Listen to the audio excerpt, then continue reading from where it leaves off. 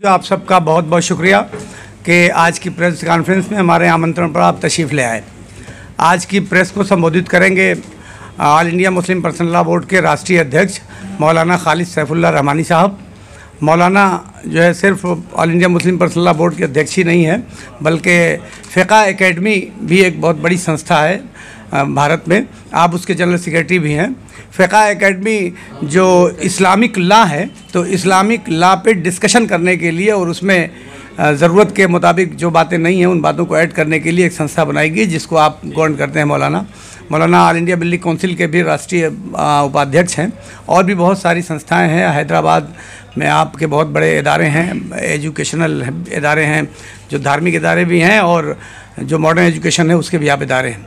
तो मैं मौलाना से अनुरोध करूँगा, मौलाना अपनी बात रखेंगे, फ़िक़्ह एकेडमी के बारे में थोड़ा रोशनी डालेंगे, फिर पर्सनल लॉ बोर्ड के बारे में रोशनी डालेंगे, फिर आपके सवाल जवाब शुरू होंगे।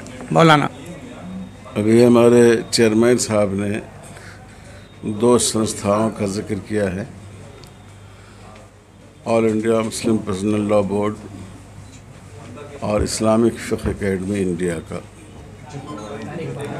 आपको मालूम है कि हमारे संविधान की दफ़ा 25 में आर्टिकल 25 में मुल्क के हर शहरी को यह हक़ दिया गया है कि वो अपने वो अपने मज़हब के मुताबिक अक़ीदा रख सकता है,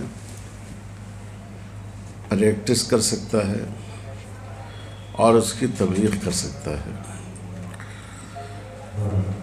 तो ये जो मुस्लिम पर्सनल लॉ है, निकाह और तलाक़ का तरीक़ा, मीरास की तक़सीम का इंतज़ाम और इस तरह के जो ख़ानदानी मसाइल हैं, इस तरह के जो ख़ानदानी मसाइल हैं, ये सब इस दफ़ा के तहत आते हैं, आर्टिकल 25 के तहत। और आर्टिकल 26 में हर गिरोह को, हर कम्युनिटी को, एक कौम में पाई जाने वाली मुख्तलिफ़ अलग अलग जमातों को उनको इख्तियार दिया गया है कि वो अपने यकीन और अपने रस्म व रवाज के मुताबिक अमल करें।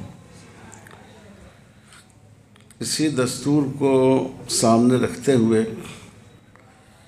मुसलमानों के मुतालबे पर अंग्रेज़ों के ज़माने में 1937 में शरीयत एप्लीकेशन एक्ट बना था, जो आज मुस्लिम पर्सनल लॉ की बुनियाद है कि मुसलमान किसी केस के अगर दोनों फरीक मुसलमान हों तो उन पर जो कानून शरीयत है वो लागू होगा। ये सिलसिला चलता रहा, लेकिन अफसोस की बात यह है कि 1972 में जब इंदिरा गांधी वज़ीर आज़म थी तो पहली दफ़ा एक कानून आया गोद लेने के सिलसिले में, एडॉप्शन बिल आया और उसमें मुसलमानों को भी इसमें शामिल किया गया कि वो गोद ले सकते हैं।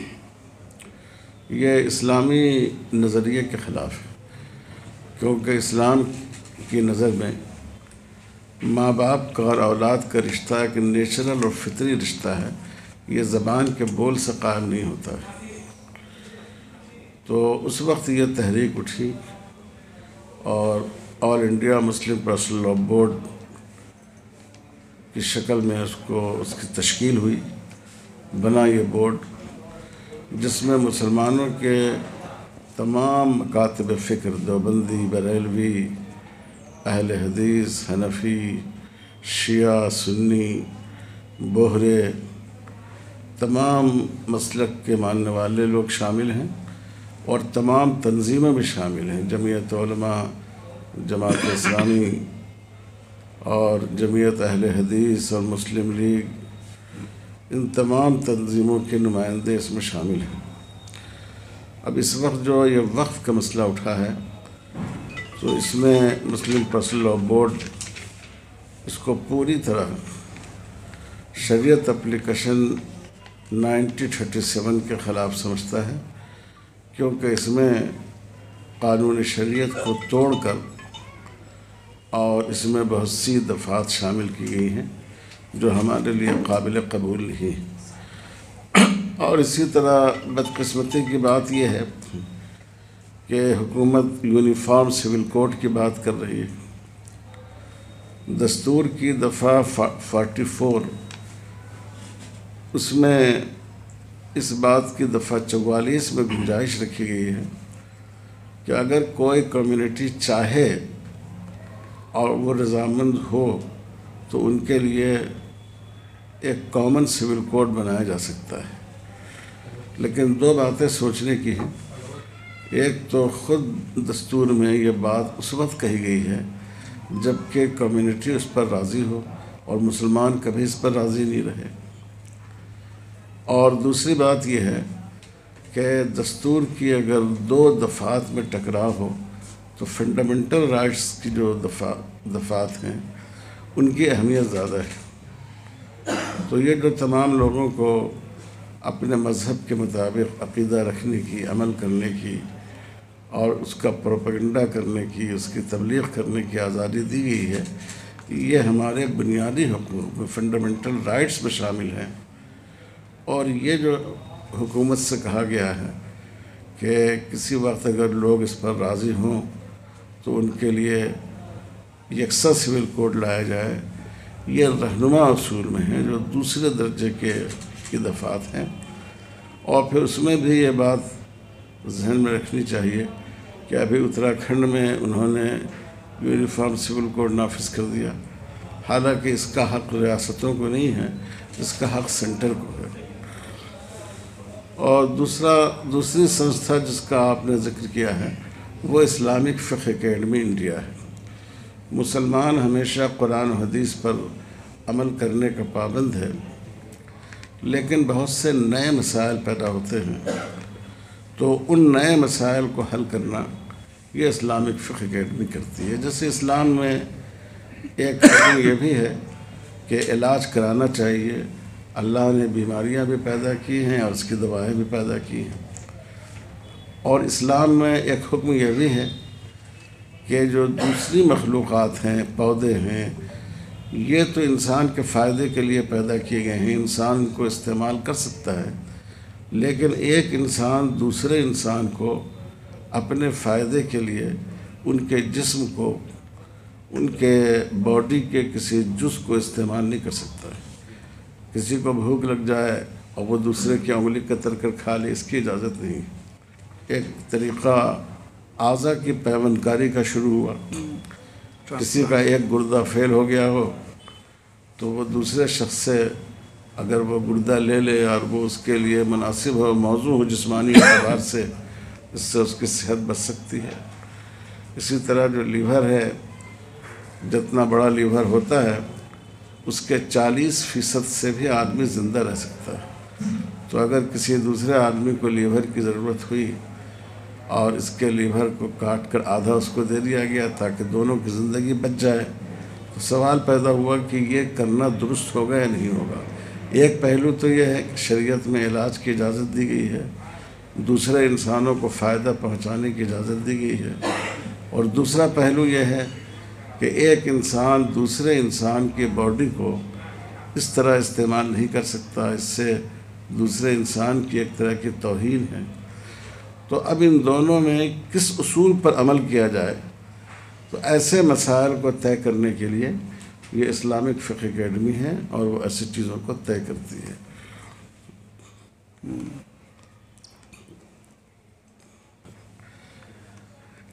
کیوں مئو میں آنے کے لیے بھی کسی وجہ کی ضرورت ہے؟ کیا ویزا اور پرمٹ کی ضرورت ہے؟ مئو میں کیسے آنا ہوا؟ پریس وارتا ہوگا. نہیں، میں سمجھ گیا آپ کی بات، میں سمجھ گیا.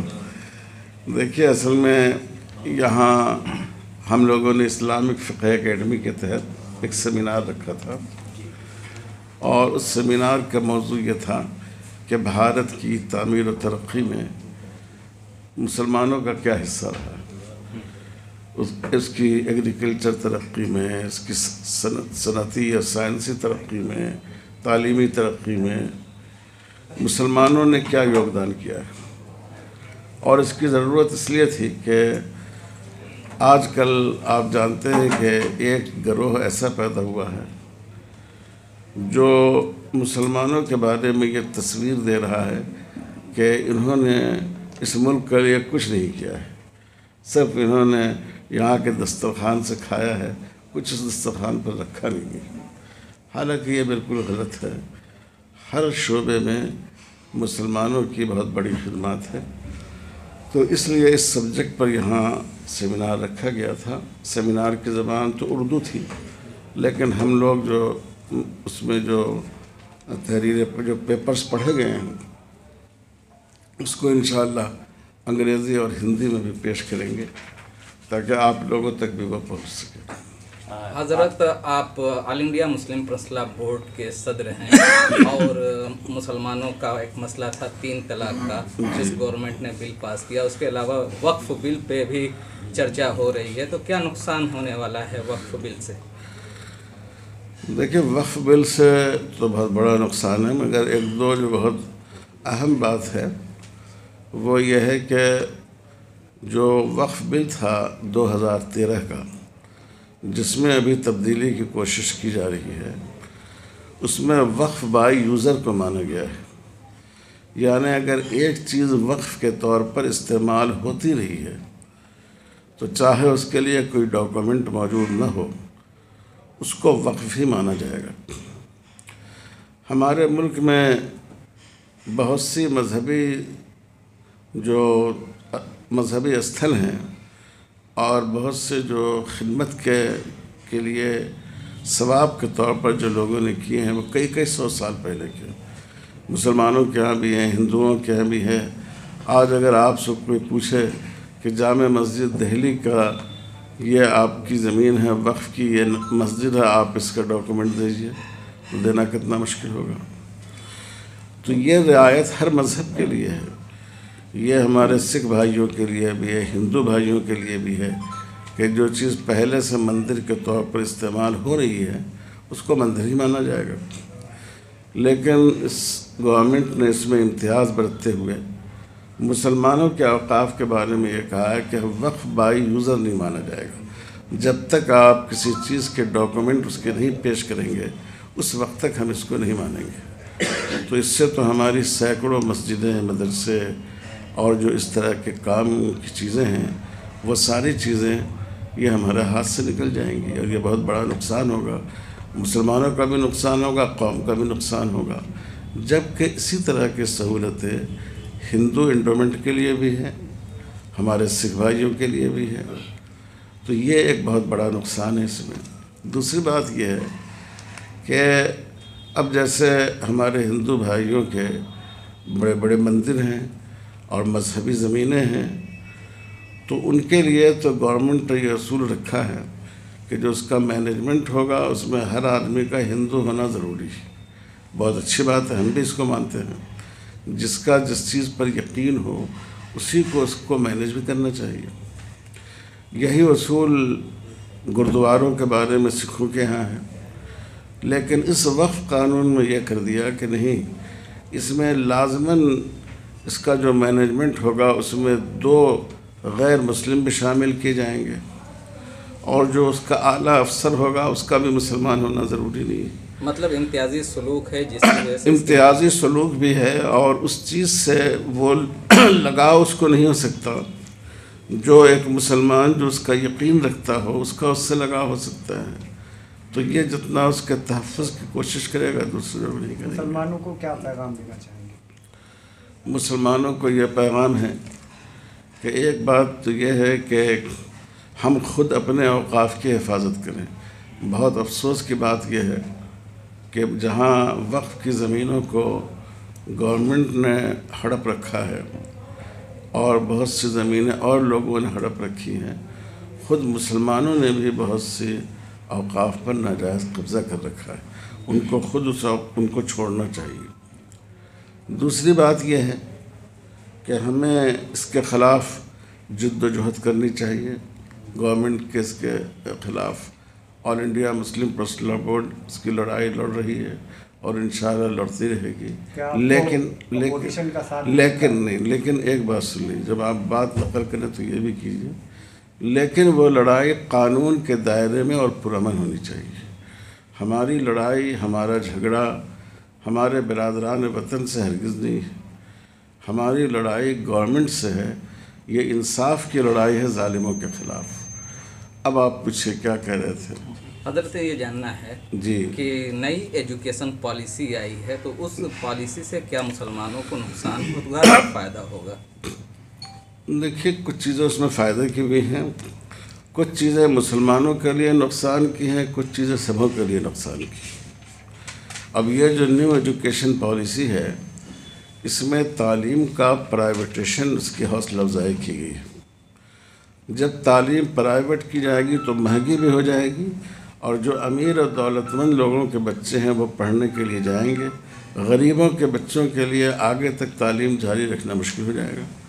تو یہ صرف مسلمانوں کے لیے نہیں، سبھوں کے لیے نقصان دہ. 3 طلاق کے معاملے میں حضرت وہ ایک بات تو پوری ہونے دیں. اور مسلمانوں کے لیے ایک نقصان کا پہلو اور یہ ہے کہ ہمارے ملک میں جب بھی ایجوکیشن پالیسی بنی ہے اس میں سیکولرزم کا خیال رکھا گیا ہے، لیکن اس پالیسی میں جو ہندو آئیڈیالوجی ہے اس کو نصاب کا حصہ بنایا گیا ہے، اور جو مسلم تاریخ ہے اس پوری تاریخ کو نکال دیا گیا. پراچین کال کی تاریخ اور اس کے بعد انگریزوں کے زمانے کی تاریخ، ان کو شامل رکھا گیا ہے. تو یہ مسلمانوں کے ساتھ بہت بڑی ناانصافی ہے، ظلم ہے، زیادتی ہے. یہ مولانا صاحب ظالم. اب بتائیے اس وقت گورنمنٹ کس کے ہے؟ بھارتیہ جنتا پارٹی کی. ظاہر ہے ہماری لڑائی کسی خاص پارٹی سے نہیں ہے. ہماری لڑائی ان لوگوں سے ہے جو دیش کے سمویدھان کو نقصان پہنچا رہے ہیں اور ان سے ہٹ کر اوپر اٹھ کر قدم اٹھانا چاہتے ہیں، چاہے وہ بھاجپا ہو چاہے دوسری پارٹیاں ہوں. مولانا جی، آپ نے وقف بورڈ کے بارے میں بتایا، تمام چیزوں کے بارے میں بتایا، لیکن کیرل کے پورے گاؤں کو وقف بورڈ نے اپنا کہہ دیا، تو وہاں کی جنتا کہاں جائے گی؟ اس پر کیا کہیں؟ تو عدالت ہماری کس کام کے لیے ہے؟ ایک تو یہ ہے کہ کورٹ جو ہے وہ اسی لیے تو ہے نا کہ کوئی بات اگر غلط کہی جائے تو وہ اس کو کیس کو سنے اور فیصلہ کرے. یہ مانا جائے، کہا جاتا ہے کہ وقف بورڈ جہاں دعویٰ کر دیتا وہ اس کا ہو جاتا ہے، کوئی اپیل نہیں کی جاتی. ایسا بالکل نہیں ہے. آپ سوچئے یہ کیسے ہو سکتا ہے؟ کوئی آپ کے گھر پر آ کر دعویٰ کر دے اور اس کا ہو جائے گا. اور کیرالہ والی جو بات ہے اس کی بھی کیرالہ گورنمنٹ نے وضاحت کی ہے. غلط پروپیگنڈا کیا جا رہا ہے. یہ مانا جائے مولوی صاحب کہ بھارتیہ جنتا پارٹی کی جو سرکاریں ہیں ان کے بیرودھ آپ لامبند ہو کر ایک مہم شروع کرنا چاہتے ہیں، جس کے لیے آپ مئو لامبند کر رہے ہیں لوگوں کو. دیکھیے، ہم تو مسئلہ پارٹی کا نہیں. اگر یہ کام کانگریس پارٹی کرے تو ہم اس کی بھی مخالفت کریں گے. ہمارے لیے مدعا اصل ہے. ہمارے 70 سالوں میں تو کانگریس نے کچھ بھی نہیں کیا. کانگریس کے دور میں بھی ہم لوگوں نے ایجوکیشن کیا ہے. شعبانوں کیس کے بعد میں خود وقف کے سلسلے میں، وقف کا جو قانون تھا ہم لوگوں نے کوشش کر کے 2005 میں بدلاؤ ہم لائے، اس سے بھی وہ کافی نہیں ہوا. پھر ہم لوگوں نے رکھا گورنمنٹ کے سامنے 2013 میں جو آیا تو وہ بہت اچھا قانون تھا. اب اس کو بدلنے کی کوشش کی جا رہی ہے. آپ کو مئو میں آئے ہوئے 24 گھنٹے ہوئے، وقت کو لے کر عام جنتا کے بیچ آپ گئے ہیں، کیا آپ کو کس طرح کا آبھاس ہوا ہے؟ مطلب یہ کس پہلو سے آپ پوچھ رہے ہیں؟ جیسے کہ وقف کا بل پیش ہو گیا. دیکھیے، یہاں جتنے یہاں کی جنتا میں آپ جب 24 گھنٹے بالکل سے ہیں، یہاں کے لوگ حکومت کے اس عمل سے، اس کے اس رویے سے بہت زیادہ ناراض ہیں، اور وہ مسلم پرسنل لاء بورڈ سے خواہش کر رہے ہیں کہ آپ سڑکوں پر نکلیں. ہم آپ کے ساتھ نکلنے کو تیار ہیں، لیکن بورڈ یہ چاہتا ہے کہ ہم احتجاج کریں گے مگر تشدد سے بچتے ہوئے. سڑک پر نہیں نکل کے بلکہ قانون کا سہارا لیں گے. قانون کے دائرے میں سڑک پر نکلنا بھی قانون کا ایک طریقہ ہے. قانون کے دائرے میں رہتے ہوئے ہم اس کو کریں گے آرام سے. 3 طلاق کے معاملے میں تھوڑا سا اور لوگوں کو سوال کرنے. اب 3 طلاق کو چھوڑیے، اب تو قانون بن. مسلمانوں کا ووٹ لیا، اس پر کیا کہنا آپ کا؟ کیا سیاسی سوال سے نقصان ہوگا؟ دیکھیے، ہم تو ان دونوں پارٹیوں سے، یعنی تلگو دیشم سے اور یہ بہار کے نتیش کمار سے ان سے ہم لوگوں نے درخواست کی ہے کہ وہ اس بل کی حمایت نہیں کریں. اب بھی ہم یہی درخواست کرتے ہیں. انہوں نے کچھ ترمیم پیش کی ہے اس میں، جو بعد میں جو 14 ترمیم آئی ہے اس میں نتیش کمار جی کی طرف سے اور چندرا بابو نائیڈو کی طرف سے بھی ہے، لیکن وہ ناکافی ہیں. اس لیے ہم آپ لوگوں کے مدھیم سے دوبارہ ان دونوں لیڈروں سے درخواست کرتے ہیں کہ اس میں جو مسلمانوں کے ساتھ زیادتی ہو رہی ہے وہ اس کو دور کریں اور ہم لوگوں کی بات سنیں، اس کو سمجھیں، اس پر عمل کریں. کہہ رہے ہیں کہ مسلمان واپس لوٹ آئیں، ہندو بن جائیں تو میں ان کو 3000 روپیہ مہینہ دوں گا، یہ سویدھائیں دوں گا. اس کے بارے میں کیا کہنا چاہتے ہیں؟ اس پر ہم صرف ہنسنا چاہتے ہیں. میری نظر میں یہ ہنسنے کی بات ہے. جو مسلمان ہیں وہ کیا 3000 روپے کے لیے مسلمان ہیں؟ انہوں نے اسلام کو سمجھا ہے، ان کا اسلام پر یقین ہے. وہ سمجھتے ہیں کہ یہ دھرم سب سے زیادہ انسانی فطرت کے مطابق، انسانی ضرورت کے مطابق ہے، اس لیے وہ اس پر قائم ہیں. تو یہ تو ایک مذاق ہے. اگر میں اپنے سناتنی بھائیوں کے لیے کہوں کہ آپ آ جائیے ہم 5000 روپے دیں گے تو یہ تو درست بھی نہیں ہے. ہمارے ہاں جو دھرم پریورتن کا قانون ہے اس کے لحاظ سے بھی، اور کسی ایسے انسان کے لیے جو اپنا ضمیر رکھتا ہو اس کے لیے یہ بالکل قابل قبول نہیں ہے. اور کیا آزادی کے بعد ہمیشہ مسلمان راجنیتی کے شکار ہوئے ہیں، چاہے کسی بھی پارٹی کی سرکار رہی ہو؟ وہ تو آپ زیادہ جان سکتے ہیں. آپ میرے سے زیادہ عمر کے ہیں، آپ بتا پائیں گے. یہ بات صحیح ہے کہ چونکہ ہمارے ملک میں جب یہ ملک آزاد ہوا تھا تو 2 رائے تھیں. ایک یہ تھی کہ ووٹنگ جو ہو وہ ہر قوم کی اس کی آبادی کے تناسب سے، جتنے ووٹ اس کے پڑے اتنے امیدوار اس کے مانے جائیں سیاسی اعتبار سے. اور دوسری یہ رائے تھی کہ ہر حلقے میں جس کی اکثریت ہو اس کو منتخب سمجھا جائے. اس دوسری رائے پر عمل ہوا تو ظاہر ہے کہ اس کی وجہ سے مسلمانوں کے لیے سیاسی میدان میں دشواریاں پیدا ہوئیں. تو ایسا ہوتا رہا ہے کہ ان کے ساتھ ناانصافی ہوئی ہے، اور صرف بھاجپا کی بات نہیں ہے، موقع موقع سے مختلف پارٹیوں نے کیا ہے. لیکن ہمارا یقین ہے کہ اس ملک کے، اس دیش کی جو اکثریت ہے ہمارے ہندو بھائیوں کی، وہ انصاف پسند ہے. اس معاملے میں پارٹیوں نے ساتھ چھوڑ دیا ہے کیا؟ اس معاملے میں ہم نے پارٹیوں وقت کے معاملے میں نہیں، ایسا کچھ نہیں ہے. دیکھیں تمام اپوزیشن پارٹیاں ہمارے ساتھ، واک آؤٹ تو ورودھی ہوتا ہے نا، ورودھی کی ایک صورت ہے. تمام اپوزیشن پارٹیوں نے ہمارے موقف کی تائید کی ہے، اور تلگو دیشم اور یہ جو جدیو ہیں ان دونوں پارٹیوں نے بھی، ان کے نیتا بھی یہ کہتے رہے ہیں کہ ہم اس مسئلے میں جو مسلمانوں کا موقف ہے ہم اس کی تائید میں ہیں. تو ہم یہ تو نہیں کہہ سکتے کہ تمام پارٹیوں نے ساتھ چھوڑ دیا ہے، ایسا نہیں. ایک آخری سوال ہمارا ہے. ابھی پڑوسی جنپد غازی پور میں ویر عبدالحمید جی کے اسکول کے نام کو پریورتت کر دیا گیا ہے. جی، تو آپ کا کیا وچار ہے؟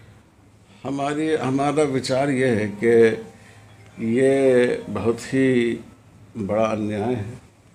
یہ ایسا ہی ہے کہ جیسے کوئی بیٹا اپنے نام کے بارے میں کہے کہ اب میرے ساتھ میرے باپ کا نام نہیں جوڑا جائے گا.